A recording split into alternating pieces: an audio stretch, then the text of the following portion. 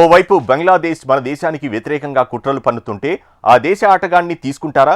దేశవ్యాప్తంగా కేకేఆర్ పైన వ్యక్తమవుతున్న ఆగ్రహావేశం ఇది. ఐపీఎల్ 2026 మినీ వేలంలో బంగ్లాదేశ్ ఆటగాడు ముస్తాఫిజుర్ రెహమాన్ను కోల్కతా నైట్ రైడర్స్ ఏకంగా 9.2 కోట్లకు దక్కించుకుంది. దీంతో కేకేఆర్ సహా యజమాని షారుఖ్ ఖాన్ అందరికీ టార్గెట్ అయిపోయారు. బంగ్లా ఆటగాళ్లే దేశంలో ఎలా ఆడతారో చూస్తామంటూ ఆగ్రహిస్తున్నారు. ఈ నేపథ్యంలో ముస్తాఫిజుర్ రెహమాన్ను లీజ్ చేయాలని బీసీసీఐ తాజాగా కేకేఆర్కు ఆదేశాలిచ్చింది. అయితే తమకు ప్రభుత్వ పరంగా ఎలాంటి ఆదేశాలు లేవని స్పష్టం చేసింది. బంగ్లాదేశ్లో హిందువుల మీద వరుస దాడులు జరుగుతున్న నేపథ్యంలో ఉద్రిక్త పరిస్థితులు నెలకొన్నాయి. భారతీయులంతా ఆవేశంతో రగిలిపోతున్నారు. బంగ్లాదేశ్ మైనారిటీలపై దాడుల నేపథ్యంలో ఆ దేశ ఆటగాళ్లను మన దేశంలో ఆడనివ్వొద్దంటూ కొద్ది రోజులుగా సోషల్ మీడియాలో నెటిజన్లు డిమాండ్ చేస్తున్నారు. ఈ నేపథ్యంలో Kolkata night riders IPL 2026 mini వేలంలో బంగ్లాదేశ్ ఆటగాడు ముజాఫిర్ రెహమాన్ రికార్డు ధర 9.2 కోట్లకు దక్కించుకుంది. 2016 నుంచి ఈ బంగ్లా ఫాస్ట్ బౌలర్ ఐపీఎల్ ఆడుతున్నాడు. గత 10 సీజన్లలో అతడు ఇప్పటిదాకా 5 ఫ్రాంచైజీలకు ప్రాతినిధ్యం వహించాడు. గత సీజన్లో ముస్తాఫిజుర్ ఢిల్లీ క్యాపిటల్స్ తరపున కేవలం 3 మ్యాచ్లే ఆడాడు. మొత్తం మీద ఐపీఎల్తో 60 మ్యాచ్ల్లో 65 వికెట్లు పడగొట్టాడు. ముస్తాఫిజుర్ రెహమాన్ను కోల్కతా నైట్ రైడర్స్ దక్కించుకోవడంపై విమర్శలు వెల్లువెత్తుతున్నాయి. ఓవైపు బంగ్లాదేశ్లో హిందువులపై దాడులు, భారత వ్యతిరేక ఆందోళనలు జరుగుతుంటే ఆ దేశ ఆటగాన్ని ఎలా తీసుకుంటారని కోల్కతా నైట్ రైడర్స్ మీద ఆగ్రహావేశాలు వ్యక్తమవుతున్నాయి. కోల్కతా నైట్ రైడర్స్ సహ యజమాని సినీ నటుడు షారూఖ్ ఖాన్ కూడా విమర్శలకు టార్గెట్ అయిపోయారు. ముస్తాఫిజుర్ను తీసుకున్నందుకు షారూఖ్ మీద ఆగ్రహం వ్యక్తం చేస్తున్నారు.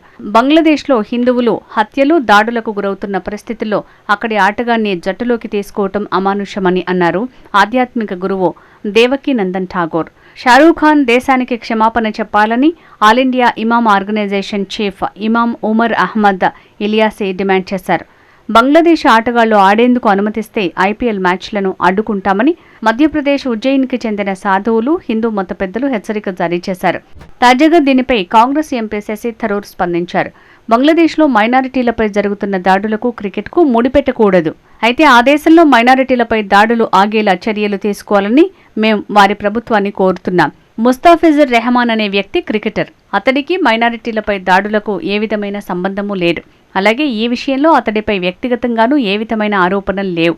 దాడులు, ఐపీఎల్కు అతడి ఎంపిక, ఈ రెండింటినీ కలిపి చూడటం సరైన చర్య కాదు అని శశి థరూర్ వ్యాఖ్యానించారు. Mustafizour Rahman is a cricketer. He has nothing to do with any of these things. He's not personally accused of any hate speech or any attacks or even condoning or defending any of these attacks or anything like that. He's just a sportsman.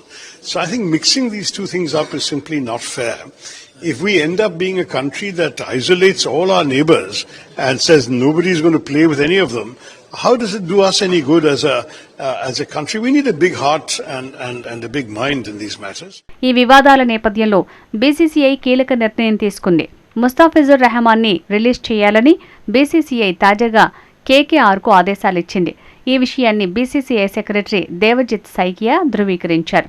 ఒకవేళ వారు ప్రత్యామ్నాయంగా మరొక ప్లేయర్ని కోరితే దానికి కూడా అనుమతిస్తుందని BCCI కార్యదర్శి దేవజిత్ సైకియా తెలిపారు. దేశవ్యాప్తంగా జరుగుతున్న తాజా పరిణామాల కారణంగానే ఈ నిర్ణయం తీసుకున్నట్లు పేర్కొన్నారు. బంగ్లాదేశ్ ఆటగాళ్లను ఐపీఎల్లో ఆడకుండా నిరోధించడంపై తమకు ప్రభుత్వం నుంచి ఎలాంటి మార్గనిర్దేశకాలు రాలేదని పేర్కొన్నారు.